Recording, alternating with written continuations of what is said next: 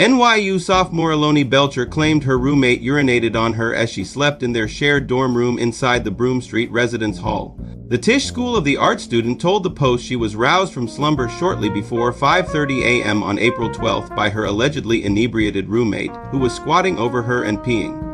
The Michigan native at NYU on a full-ride scholarship said she fought the overwhelming urge to retaliate against her 20-year-old roomie. "I knew if I did anything to hurt her, even something in the moment, I would receive the brunt of the punishment," she said. "I know that if you get into a fight on campus, everyone involved gets punished."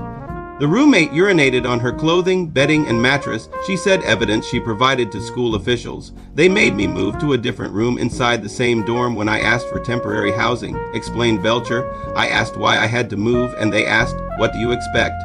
You want us to kick her out?' And I said, 'Yes.' They were telling me it was my only viable option, moving out," she continued, "and I did, but they've disregarded what has happened to me." I woke up to my roommate pissing all over me and all over my bedding yesterday morning. I hope this is a very concise way of telling the story, but I'm so frantic right now and I don't have a place to go. So this is my cry for help. On Friday, I sent a message to my roommate. I have known this girl. I thought that she was fine. I thought that we were fine. I knew that we were not going to be roommates.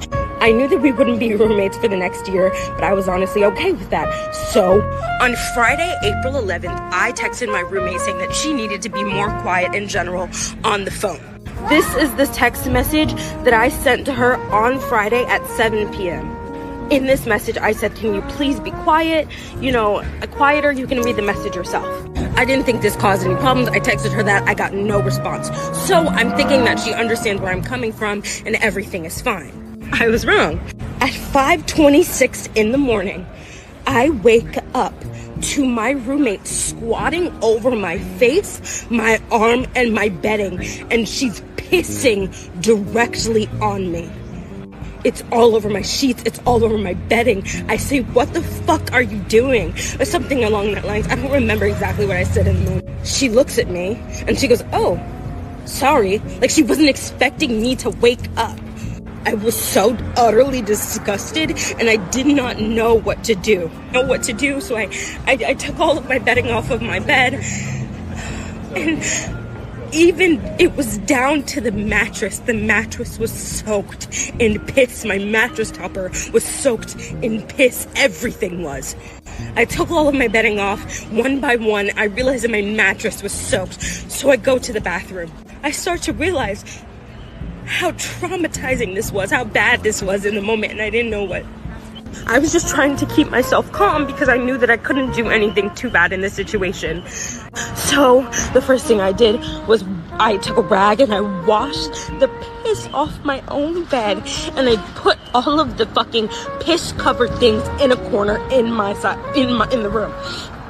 So I washed it all down, and then I knew that I would have to leave eventually. So I put a sheet on my bed. I laid back down. I didn't know what else to do. So I lay back down, and then the moment I wake up in the morning, I start to get my shit together. I get a bag. I start packing it. I start getting ready to leave this place. So after that, I leave and I go to another person's dorm, someone of my very close friends. I call campus security and I tell them what happened. I report this situation. I visit another dorm on campus, and as I'm there, they tell me to go to the campus security desk and talk to them. So I talk to another CSO, which is a campus security officer. He then calls the police, and then another security campus officer talks to me. I explain the situation. I'm explaining how I don't feel safe going back there, and they are just like, "Okay, we understand," right? So then I talk to someone from Res Life, and I'm like, "This is what's happening. I don't know what the fuck is going on. This happened to me. What are we gonna do? What are the next steps?" And she's just like, "Oh, we can do nothing until Monday." This incident happened Saturday morning. So yesterday night, I had no place to stay. I had to stay at a friend's dorm. Thank God that I was able to stay somewhere. But that should not be the exception. It should not be okay to pay so much for security and you're not secure. I come back to the dorm and I'm packing up all of my shit. Not all of my shit because I can't. So I'm packing up anything that I feel like is valuable to me, and I get out of there. I'm at the security desk of my dorm, and I ask him, what are they going to do for me? Is there any RA that can come see my room? Is there anyone that can come attest to this or just, address this? I talked to someone on the phone, an incident reporter or something like that. He says to me that there is no way that they will find a place for me to go, and nothing will be done until Monday morning. So I'm stranded. My phone isn't charged. I go to a friend's dorm. It was a lot. So then, after that, it's Sunday now. Nothing has been done. My roommate is casually at my apartment after she committed a crime against me. I filed a police report. I did all of the right steps. I don't know what else I could have done in this situation. NYU is not helping me. They are not doing enough about this. This is a safety risk, a safety issue.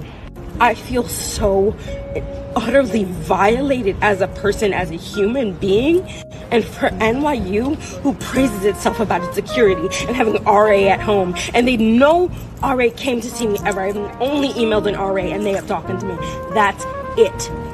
I am so upset, and I do not feel safe going back to a room where I know someone has did something to me. And I hate to cry, I hate to do this, but this is my reality right now. And I could not imagine going. I'm so upset that I have nowhere to go. I'm going to a campus building because I don't know, I can't go home. Meanwhile, my roommate gets to be at home with no consequences, no actions, nothing. I don't think this has happened to anyone else, but if this has happened to you, what would you do? Give me some advice, anything. This is my story, and I hope it reaches some people, and I hope that me saying this story does something, because genuinely this is one of the worst experiences I've ever had. Anyway, that's my life right now.